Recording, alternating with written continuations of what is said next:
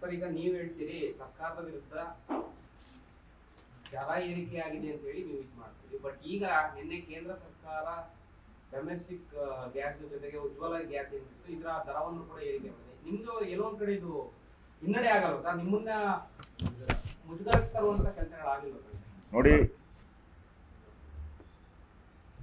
Gas ಸಿಲಿಂಡರ್ದು 50 ರೂಪಾಯಿ ಏರಿಕೆಯನ್ನು ಮಾಡಿದ್ದಾರೆ. ಅದು ಆ ಥರದ ಹೊರೆ ಏನು ಆಗಲ್ಲ ಅಂತ ಅನಿಸ್ತತೆ. ಈಗಾಗಲೇ ಭಾಳ ಸಬ್ಸಿಡಿ ಕೊಡ್ತಾ ಇದ್ದಾರೆ, ಅದಕ್ಕೆ ಭಾಳ ಸಬ್ಸಿಡಿ, ಅತಿ ಹೆಚ್ಚಿನ ಸಬ್ಸಿಡಿ ಕೊಡ್ತಾ ಇರೋದು ಗ್ಯಾಸ್ ಸಿಲಿಂಡರ್ಗೆ ಕೇಂದ್ರ ಸರ್ಕಾರ ಕೊಟ್ಟಿದೆ. ನನಗೆ ಕಾಂಗ್ರೆಸ್ ಅವರು, ನಾನು ನೋಡಿದೆ ಅವರ ಒಂದು ಟ್ವೀಟನ್ನು, BJP ಅವರು ಪ್ರತಿಭಟನೆ ಮಾಡ್ತಾ ಇದ್ದಾರೆ ಅಂತ ಹೇಳಿದ್ರೆ, ನಿಮ್ಮ MP ಗೆ ಹೇಳ್ರಿ, ಕೇಂದ್ರದ ಪಾರ್ಲಿಮೆಂಟ್ ಮುಂದೆ ಹೋಗಿ ಪ್ರತಿಭಟನೆ ಮಾಡೋಕ್ಕೆ ನಿಮ್ಮ MP ಗಳಿಗೆ ಹೇಳಿ. ಅವ್ರೇನು ಕಳ್ಳೆಕಾಯಿ ತಿನ್ಕೊಂಡು ಕೂತಿದ್ದಾರೆ ಇಲ್ಲಿ ಕರ್ನಾಟಕದಲ್ಲಿ? ಅವ್ರಿಗೆಲ್ಲ ಹೇಳಿ ಹೋಗಿ ಡೆಲ್ಲಿಯಲ್ಲಿ ಪ್ರತಿಭಟನೆ ಮಾಡಲಿ, ಡೆಲ್ಲಿ ಸರ್ಕಾರಿ ಕಚೇರಿಗಳ ಮುಂದೆ ಪ್ರತಿಭಟನೆ ಮಾಡಲಿ. ಅದಾಗಲ್ಲ, ಇಲ್ಲಿ ನಮಗೆ ಬುದ್ಧಿವಾದ ಹೇಳಕ್ಕೆ ಬರ್ತಾ ಇದ್ದಾರೆ. ಏರಿಕೆ ಆಗಿರುವಂಥದ್ದು ಅಂತ ಏನು ಕಾಂಗ್ರೆಸ್ ಅವರು ದೂರ್ತಾ ಇದ್ದಾರೆ, ಅದು ನಮ್ಮ ಮೋದಿ ಸರ್ಕಾರ ಜನರ ಭಾವನೆಯನ್ನು ಅರಿತು ಎಷ್ಟು ಏರಿಕೆ ಕಡಿಮೆ ಮಾಡ್ಬೋದು ಅಷ್ಟು ಕಡಿಮೆ ಮಾಡಿದ್ದಾರೆ.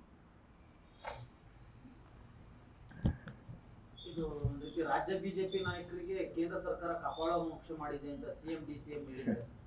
ಅವ್ರಿಗೆ ಇನ್ನೂ ಹಳೆ ಸಿದ್ದರಾಮಯ್ಯ ಈಗಿರೋ ಹೊಸ ಸಿದ್ದರಾಮಯ್ಯನಿಗೂ ಭಾಳ ಡಿಫ್ರೆನ್ಸ್ ಇದೆ.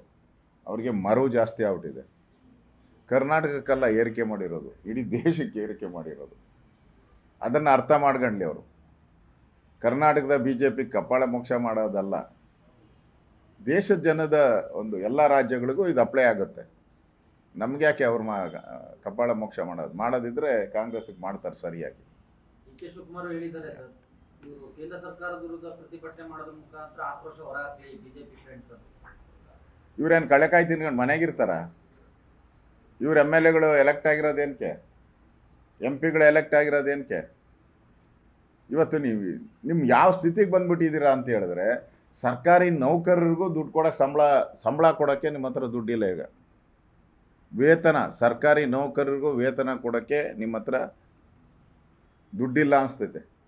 ಅದರಲ್ಲೂ ಗೃಹ ಇಲಾಖೆ ಇರ್ಬೋದು, ಸಾರಿಗೆ ಇಲಾಖೆ ಇರ್ಬೋದು,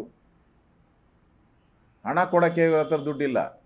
ಆಸ್ಪತ್ರೆಗಳು, ನೀವು ಅಲ್ಲಿ ಹೋಗಿ ರಾಜೀವ್ ಗಾಂಧಿ ಆಸ್ಪತ್ರೆಗಳು, ಇಂದಿರಾ ಗಾಂಧಿ ಆಸ್ಪತ್ರೆ ಎಲ್ಲ ಇದೆ ಈ ಕಡೆ ಜಯನಗರ ಎಲ್ಲ, ಈ 2 ತಿಂಗಳಿಗೊಂದ್ಸರಿ ಸಂಬಳ ಕೊಡ್ತಾರೆ. 2 months ಡಾಕ್ಟ್ರುಗಳಿಗೆ, ಅಲ್ಲಿರೋ ಡಾಕ್ಟ್ರುಗಳಿಗೆ, ನರ್ಸ್ಗಳಿಗೆ, ಸ್ಟಾಫ್ಗೆ 2 ತಿಂಗಳಿಗೊಂದ್ಸರಿ ಸಂಬಳ ಕೊಡ್ತಾರೆ. ಇದು ನಿಮ್ಮ ಕಾಂಗ್ರೆಸ್ಸಿನ ಪರಿಸ್ಥಿತಿ. ನೌಕರರಿಗೆ, ರಾಜ್ಯ ಸರ್ಕಾರಿ ನೌಕರರಿಗೆ ಸಂಬಳ ಕೊಡೋಕ್ಕೂ ಯೋಗ್ಯತೆ ಕಳ್ಕೊಂಡಿರುವಂಥ ಸರ್ಕಾರ. ಇನ್ನು ದಿವಾಳಿ ಆಗಿದೆ ಅಂತ ಹೇಳಿದ್ರೆ, ದಿವಾಳಿ ಆಗಿಲ್ಲ ಅಂತ ಹೆಂಗೆ ಹೇಳ್ತೀರಾ ನೀವು? ಕೊಡಿ ಹಂಗಾರೆ, ಟೈಮ್ ಟು ಟೈಮ್ಗೆ ರಾಜ್ಯ ಸರ್ಕಾರದ ನೌಕರರಿಗೆ ಸಂಬಳ ಕೊಡಿ. ಟೈಮ್ ಟು ಟೈಮ್ ನಿಮ್ಮ ಗ್ಯಾರಂಟಿ 2000 ರೂಪಾಯಿ ಟೈಮ್ ಟು ಟೈಮ್ ಕೊಡಿ. ನಿಮ್ಮ ಹತ್ರ ದುಡ್ಡಿದ್ರೆ, ನಾನು ಹೇಳೋದು, ನಿಮ್ಮ ಹತ್ರ ಹಣ ಇದೆ, ಸರ್ಪ್ಲಸ್ ಇದೆ, ಪಾಪರೇ ಆಗಿಲ್ಲ ಅಂತಿರಲ್ಲ. ಪಾಪರ್ ಆಗಿಲ್ಲ ಅಂದರೆ 1,05,000 ಕೋಟಿ ಯಾಕೆ ಸಾಲ ಮಾಡಿದ್ರಿ? 1 ಲಕ್ಷ ಅಂದರೆ ಕರ್ನಾಟಕದ ಇತಿಹಾಸದಲ್ಲಿ ಯಾವುದೇ ಮುಖ್ಯಮಂತ್ರಿ ಇಷ್ಟು 1 ವರ್ಷಕ್ಕೆ 1,05,000 ಸಾಲ ಮಾಡಿದ ಮುಖ್ಯಮಂತ್ರಿ ನಂಬರ್ 1 ಸಿದ್ದರಾಮಯ್ಯ. ರೆಕಾರ್ಡ್ ಮಾಡಿದ್ದಾರೆ ಕರ್ನಾಟಕದಲ್ಲಿ. ಗಿನ್ನೀಸ್ ರೆಕಾರ್ಡ್ ಅಂತಾರಲ್ಲ, ಗಿನ್ನೀಸ್ ರೆಕಾರ್ಡ್ ಮಾಡಿದ್ದಾರೆ. ಮುಂದಿನ ವರ್ಷ ಎಷ್ಟು ಲಕ್ಷ ಆಗ್ತಾರೋ ಗೊತ್ತಿಲ್ಲ ಇನ್ನು.